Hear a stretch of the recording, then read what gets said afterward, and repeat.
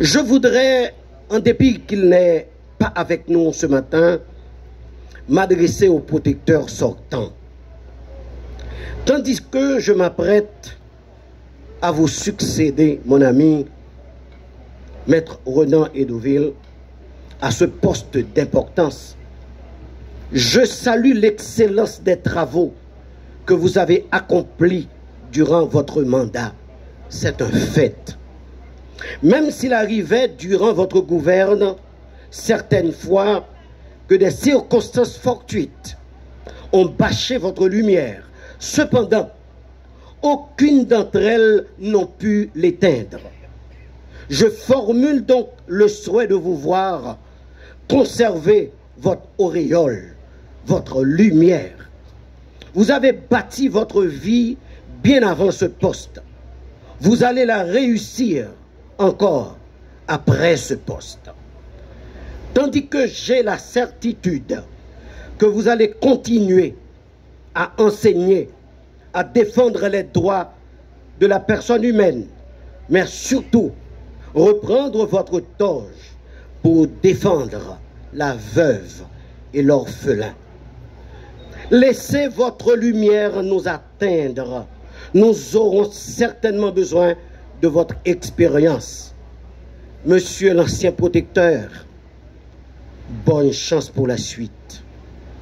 Que le Seigneur vous garde. Soit glorifié.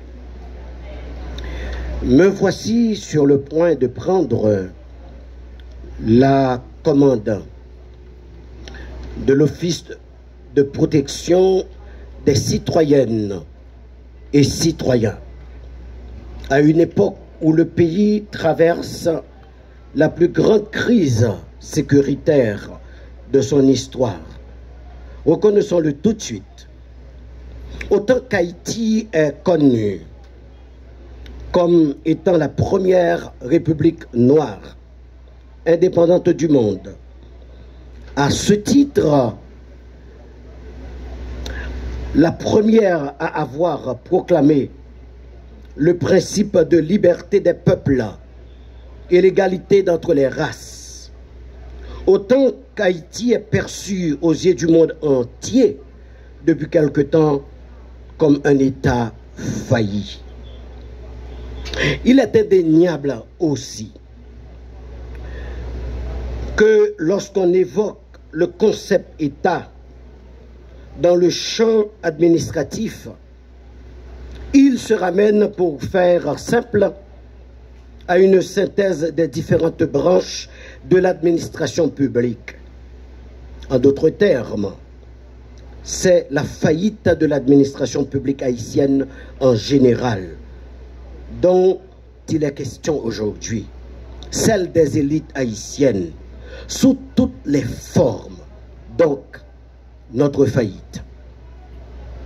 Nos échecs, notre incapacité de faire face aux grands défis de l'existence en tant que peuple sont palpables et tangibles aux yeux du monde entier.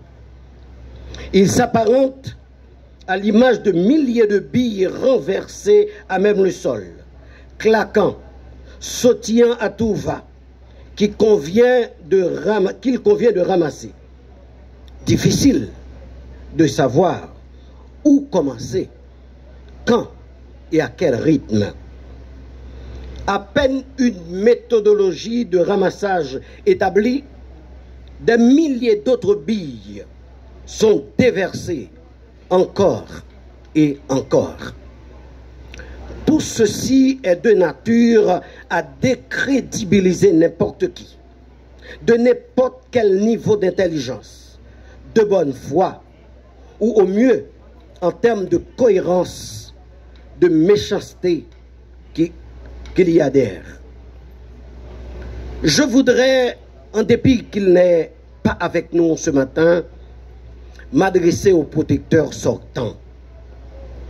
Tandis que je m'apprête à vous succéder, mon ami, Maître Renan Edoville, à ce poste d'importance, je salue l'excellence des travaux que vous avez accomplis durant votre mandat. c'est un fait.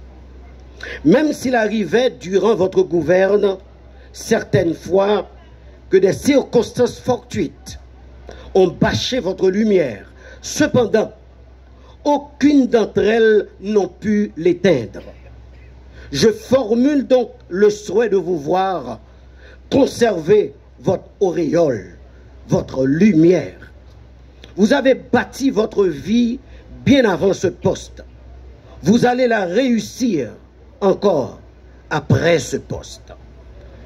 Tandis que j'ai la certitude que vous allez continuer à enseigner, à défendre les droits de la personne humaine, mais surtout reprendre votre toge pour défendre la veuve et l'orphelin. Laissez votre lumière nous atteindre. Nous aurons certainement besoin de votre expérience. Monsieur l'ancien protecteur, bonne chance pour la suite. Que le Seigneur vous garde. L'occasion m'est échoit de remercier le Conseil présidentiel de transition et la primature d'avoir concouru à ma nomination à ce poste de prestige, où servir prend corps à travers d'actes concrets d'accompagnement légaux des administrés trop souvent négligés ou victimes de dérives ou manquements de l'administration publique et pire encore. J'ai ainsi accepté ce poste parce que, une fois de plus, il me permettra d'aller à la rencontre des victimes. Cette fois-ci, pas en tant que juge, mais en tant que protecteur des droits ou vigie du respect et de l'application des règles de procédure tracées par la loi. Même contre l'État, même contre l'administration publique. Encore une fois, mesdames, messieurs, les membres du Conseil présidentiel de transition, monsieur le Premier ministre, soyez en remerciés. Cette fonction que je m'apprête à remplir ne peut l'être sans le concours, ni l'assistance active, dynamique des dizaines d'hommes et de femmes qui composent le service de l'Office de protection du citoyen. Mesdames, messieurs les membres du service, en vos rangs, grades et qualités, c'est avec humilité que j'investis ce rôle. Je compte ardemment sur vous pour mener à bien, dans sa multiple polarité, la réussite, parce que la réussite doit être collective. Je parle même de l'idée d'équipe d'aujourd'hui. Vous venez de changer de coach, mais l'ossature demeure. Peut-être il y aura quelques réaménagements tactiques. Je reprends, peut-être qu'il y aura quelques réaménagements tactiques, mais c'est la même équipe. La stratégie ne peut l'être car étant rigide, il se tient au centre des préoccupations constitutionnelles de protection des individus contre toutes les formes d'abus de l'administration publique et encore. L'objectif premier est simple d'apparence, être accessible sur toute l'étendue du territoire national, à travers l'Internet aussi, partout dans le monde où tout détenteur de passeport haïtien exerce, être à l'écoute du citoyen haïtien, qu'importe son statut, son genre, sa religion ou son appartenance idéologique. C'est ici le rôle central de l'Office de protection de la citoyenne et du citoyen.